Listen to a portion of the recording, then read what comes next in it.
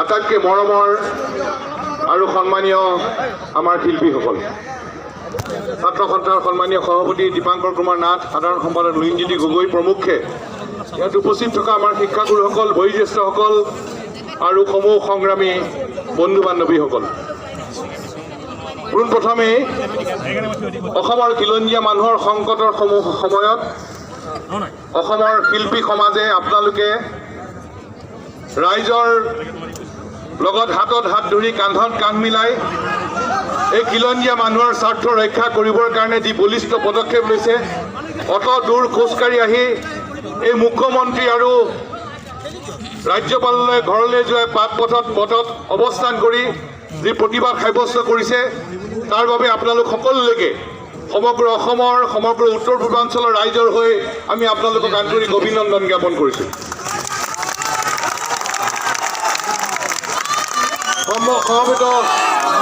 সমবেত ৰাইজ, আজিৰ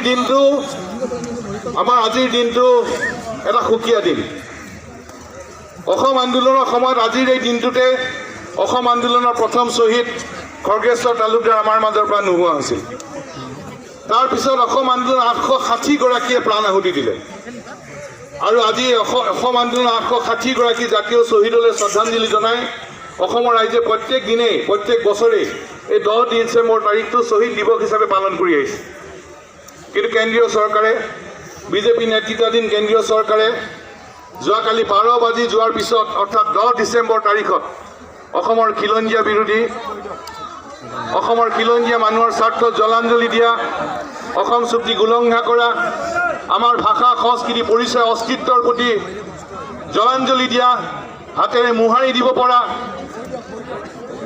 এই কেব আমাৰ ওপৰত জাপি দিছে।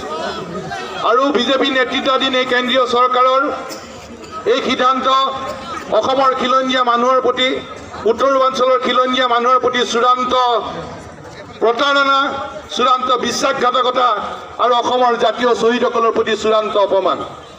আৰু সেইকাৰণেই আজি এই দিনটো আমাৰ কাৰণে অত্যন্ত গুৰুত্বপূৰ্ণ দিন। কিন্তু আজি আমি সকলোৱে জাতীয় শ্বহীদসকলৰ প্ৰতি শ্ৰদ্ধাঞ্জলি জনাই আমি সংকল্প ল'ব খুজিছোঁ যে অসমৰ জাতীয় শ্বহীদৰ ত্যাগ আমি অথলে যাবলৈ নিদিওঁ। সমবেত ৰাইজ, সমবেত শিল্পীসকল, আজিৰ দিনটো এটা বেলেগ ধৰণৰ দিন।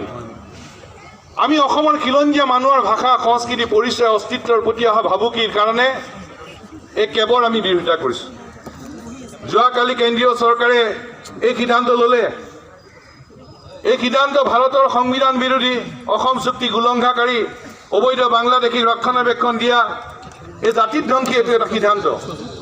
কিন্তু এই সিদ্ধান্তৰ আগে ইয়াৰ আগতেও কেব বিৰোধী যেতিয়া আন্দোলন হৈছিল, গোটেই উত্তৰ পূৰ্বাঞ্চল জাগৃত হৈছিল।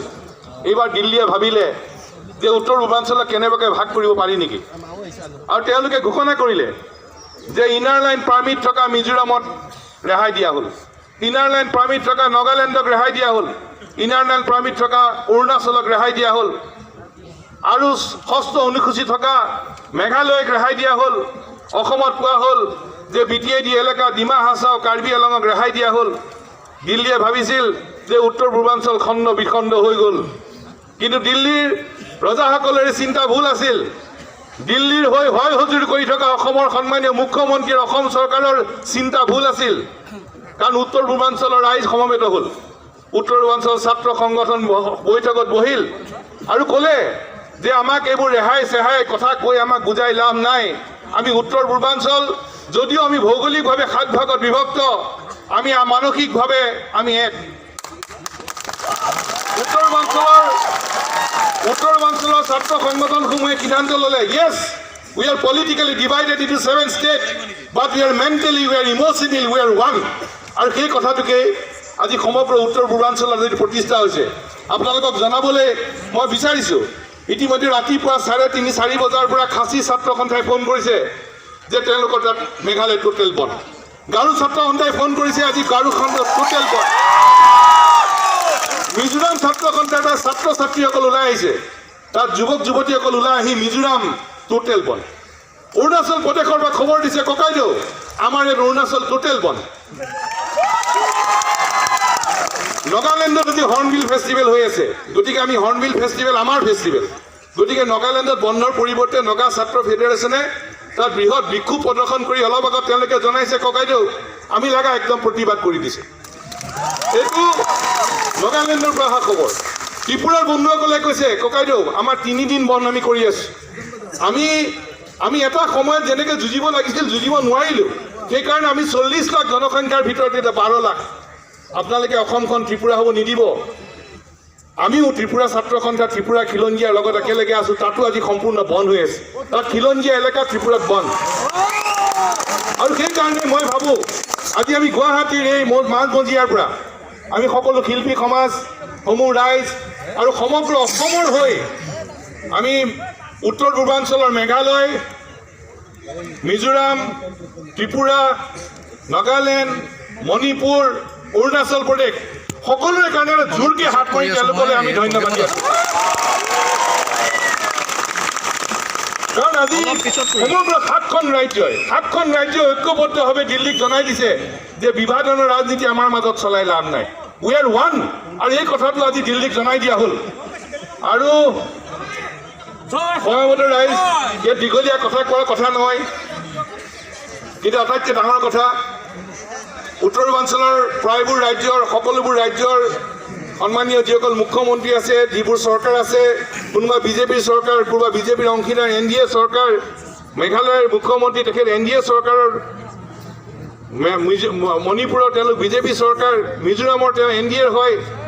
কিন্তু সকলোবোৰ ৰাজ্যৰ মুখ্যমন্ত্ৰী আৰু চৰকাৰসমূহে নিজৰ ৰাইজৰ মানুহক ভাল পায়, নিজৰ ৰাইজক স্বাৰ্থ ৰক্ষা কৰিছে আৰু তেওঁলোকে যুঁজিছে। বিজেপি হ'ব পাৰে, NDA হ'ব পাৰে, কিন্তু তেওঁলোক প্ৰথম খিলঞ্জীয়া আৰু সেইকাৰণে তেওঁলোকে খিলঞ্জীয়াৰ হৈ স্থিতি লৈছে। আৰু যাৰ কাৰণে যোৱাকালি মণিপুৰত তেওঁলোকে ইনাৰ লাইন পাৰ্মিট পাবলৈ তেওঁলোক সক্ষম হৈছে। কিন্তু আমাৰ সন্মানীয় মুখ্যমন্ত্ৰী ডাঙৰীয়া আন মন্ত্ৰীসকল এনেধৰণে ৰাজপথতে আন্দোলন কৰিছিল। এই ৰাজপথৰ পৰা আন্দোলন কৰি গৈ মুখ্যমন্ত্ৰী আসন আৰু মন্ত্ৰী আসনত বহিছে, বিধায়কৰ আসনত বহিছে।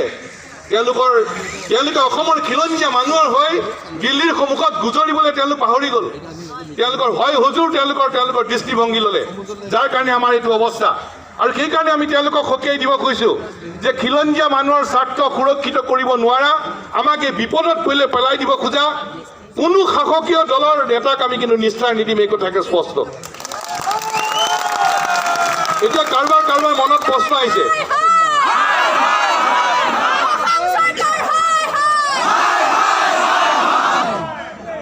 আন্দোলন কৰি গৈ অগপ হৈছিল, তেওঁলোকৰ লুটিবাগৰ মাৰিলে। আকৌ এতিয়া ৰাইজৰ মাজত মই এতিয়া ৰাজনৈতিক নেতাক কৈ লাভ নাই, আমাক একে সংকটত পেলাই দিলে তেওঁলোকে। এতিয়া সংকটত পেলোৱাৰ সময়ত ৰাইজ ওলাই আহিছে। আপোনালোক শিল্পী সমাজে নিজৰ ক্ষেত্ৰ ওলাই আহি ৰাজপথলৈ আহিছে। কিয়? খিলঞ্জীয়া মানুহ আজি আমি সংকটত। আৰু এই সংকটৰ সময়ত বহুতৰ মনত প্ৰশ্ন আহিছে। কোনোবাই কৈছে যে আমি পাৰিম জানো? কোনোবাই কৈছে লোকসভাত পাছ হ'ল, ৰাজ্যসভাতো পাছ হ'ব, আমি কেনেকৈ যাম? পৰা যাবনে? এইবোৰ অসমৰ বিভিন্ন প্ৰান্তৰ পৰা অহা মানুহৰ মনৰ প্ৰশ্ন।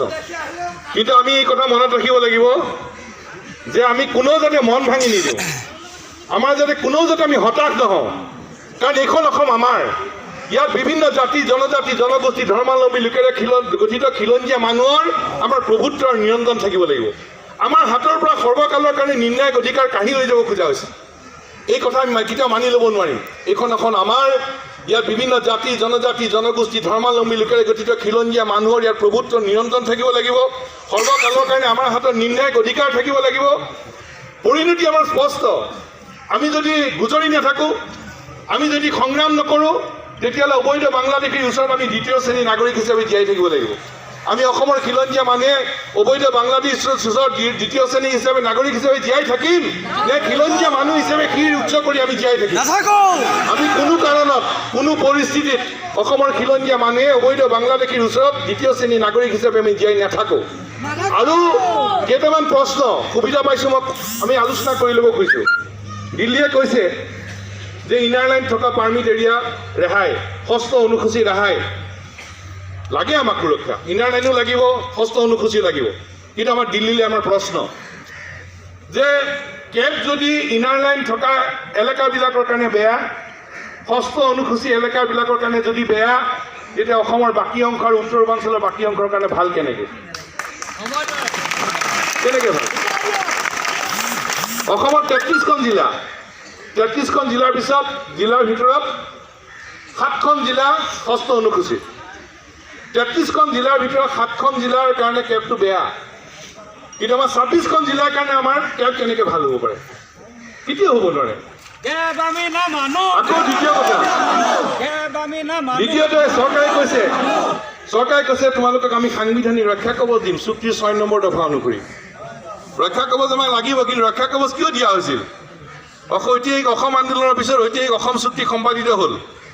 51 চনৰ পৰা 71 চনলৈকে ৰাষ্ট্ৰীয় প্ৰতিশ্ৰুতি, আন্তঃৰাষ্ট্ৰীয় প্ৰট'কল, মানৱীয়তাৰ দৃষ্টিভংগীৰে সেইখিনি মানুহ আমাৰ ইয়াতে ৰাখিবলৈ সিদ্ধান্ত হ'ল। বুজাবুজি চুক্তি, এটা স্থায়ী সমাধানৰ কাৰণে অসম চুক্তি সম্পাদিত হৈছিল। চুক্তিখন হোৱা বুলি সেই সময়ৰ প্ৰধানমন্ত্ৰীয়ে 15 আগষ্ট লালকিল্লাত